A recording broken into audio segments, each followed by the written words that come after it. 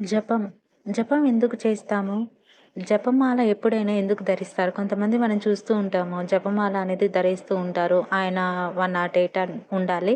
నామస్మరణ, దేవుని నామస్మరణ స్మరిస్తూ ఉంటారు. అయితే జపం చేసేటప్పుడు చాలామందికి జపం ఎలా చేయాలో తెలియదు.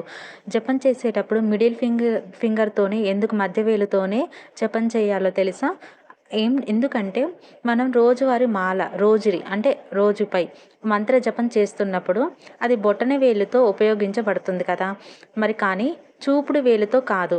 అందుకనే యోగ శాస్త్రాల ప్రకారం మధ్యవేలు నుండి ఒక ముఖ్యమైన నాడి ఎనర్జీ ఛానల్ అనేది ఒకటి గుండెకు వెళ్తుంది కాబట్టి, అంటే మన మధ్యవేలు నుంచి గుండెకు ఒక నాభి హార్ట్‌కి అది కనెక్ట్ అయి ఉంటుంది కాబట్టి మిడిల్ ఫింగర్‌తో జపం చేయాలని అంటారు.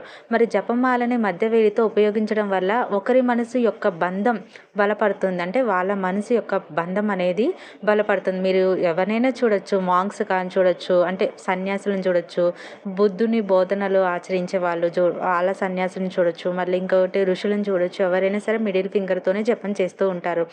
ఇది గుండె పనితీరును కూడా బలపరుస్తుంది.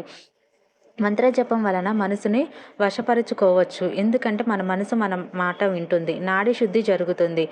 కుండలిని శక్తి జాగృతమవుతుంది. అంటే ఇక్కడ వ్యాధులు దూరం అవుతాయి. మంత్ర సాధన వల్ల దేవతలు తమకు తామే దిగి వస్తారు. మనం గుడికెళ్ళి ఏదో మొక్కి దండం పెట్టనవసరం లేదండి. అలా అని కాదు. మనం మానవ సేవే మాధవ సేవ అంటారు కాబట్టి మన మంచి పనులకు కూడా దేవుడు మన వెంటే వస్తాడు. ఇంకొకటి మన ఆలోచనలు, మన మనసు మంచిగా ఉండాలి. ఇవి 2 ఉంటే దేవుడి సాక్షాత్ ఆ పరమాత్మనే మన దగ్గరకు తిరిగి వస్తాడు.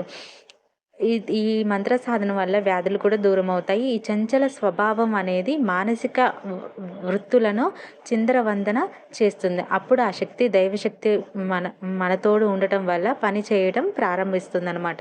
అది మంత్రానికి, అంతఃకరణానికి సంబంధమై ఉన్నది. అందుకే చాలామంది ఎవరు సన్యాసులు కానీ ఎవరైనా కానీ మంత్రం వేసుకునే జపమాల అనేది వేసుకుంటూ ఉంటారు. మన జపమాల ఎలాంటివి కూడా యూజ్ చేయాలో తెలియదు. జపం చేసేటప్పుడు స్వామివారి వేసుకోవాలి. అంటే తులసి మాల వేసుకోవాలన్నమాట. ఈ వీడియో నచ్చినట్లయితే లైక్ చేయండి, షేర్ చేయండి. Please do subscribe my channel. ఈ వీడియో నచ్చినట్లయితే కామెంట్లో